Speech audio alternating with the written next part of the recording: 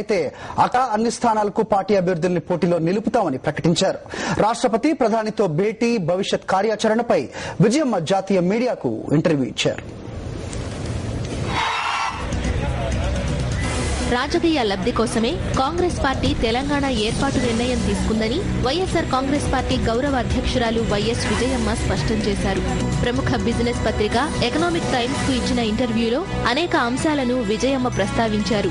ఆర్థిక, సామాజిక, పరిపాలన, నీటి పంపిణీ, ఆస్తులు, అప్పుల అంశాల్ని ఏమాత్రం పరిగణనలోకి తీసుకోకుండా తెలంగాణ ఏర్పాటుపై కాంగ్రెస్ నిర్ణయం తీసుకున్న విషయాన్ని రాష్ట్రపతి ప్రధానికి వివరించినట్టు విజయమ్మ తెలిపారు.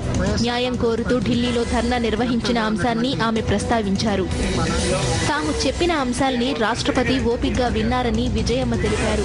పార్లమెంటు సమావేశాల్లో తీరిక లేకుండా ఉన్న ప్రధాని తమకు అపాయింట్మెంట్ ఇచ్చినందుకు కృతజ్ఞతలు తెలిపారు. తన భర్త వైఎస్ రాజశేఖర్ రెడ్డితో ఉన్న అనుబంధాన్ని ప్రధాని గుర్తు చేసుకున్నారని అన్నారు. మంత్రుల కమిటీ ఏర్పాటు చేస్తున్న విషయాన్ని ప్రధాని తెలిపారని, కానీ ఇప్పటికే ఆలస్యమైందని తాము తెలిపినట్టు విజయమ్మ ఇంటర్వ్యూలో వెల్లడించారు. మంత్రుల కమిటీని తాము కలుస్తామని, అయితే దానివల్ల ఉపయోగం ఉండదని తేల్చి చెప్పారు. తెలంగాణ విషయంలో తన భర్త రాజశేఖర్ రెడ్డి పేరును దుర్వినియోగం చేస్తున్నారని విజయమ్మ ఆవేదన వ్యక్తం చేశారు. 2004 ఎన్నికల సమయంలో టీఆర్ఎస్ తో పొత్తు పెట్టుకుంటున్న సమయంలో రెండో ఎస్ఆర్సీ ఏర్పాటును మాత్రమే ప్రస్తావించారని గుర్తు చేశారు. వచ్చే ఎన్నికల్లో ఏ పార్టీతోనూ పొత్తులు, ఒప్పందాలు ఉండవని విజయమ్మ స్పష్టం చేశారు. రాష్ట్రంలోని అన్ని లోక్సభ, అసెంబ్లీ స్థానాలకు వైఎస్ఆర్ కాంగ్రెస్ పార్టీ పోటీ చేస్తుందని ప్రకటించారు. తెలంగాణ ఏర్పాటైతే అక్కడ అన్ని స్థానాలకు అభ్యర్థులను బరిలోకి దింపుతామని వెల్లడించారు.